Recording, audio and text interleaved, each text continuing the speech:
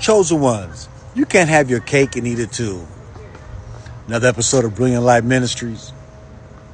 What I mean by that is you can't party and still receive the protection of God. And if you are genuinely a chosen person, you're just genuinely been born with a certain quality, a certain light, a certain anointing. This dark world is going to notice it and target you and plot on your destruction by putting temptation in front of you for you to slip at. God can't protect if you do any kind of activity that's not within his plan.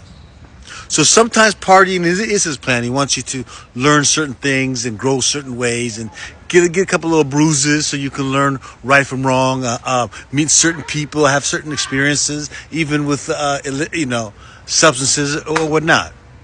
But when you do it too much and it's not within the learning curriculum, he no longer can protect that.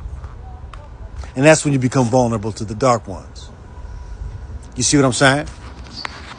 So it's vitally important. You can't have anointing of God but party like the dark ones. Darkness covers the dark people. It covers them to party indefinitely until their time is up.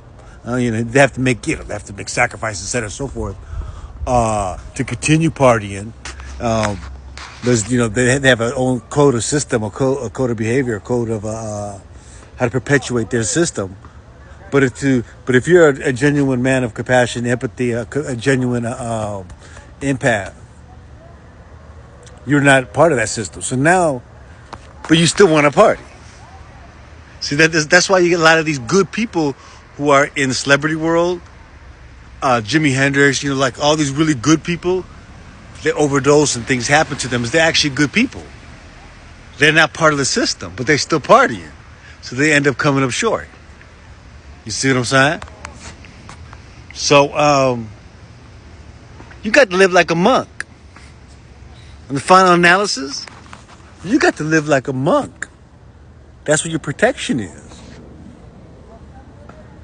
You got to actually live in the protection. That's like a kid in a house. The parents can only protect that kid if the parents know where that kid is at and the kid stays in the house or they know where the kid is at. But if the kid is jumping out the back window and running wild, that's out of the realm of protection from God.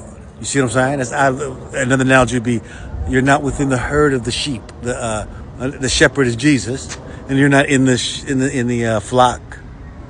Even though you really are in a flock, but you have to be within the perimeter of his protection. You see what I'm saying? You can't have it both ways.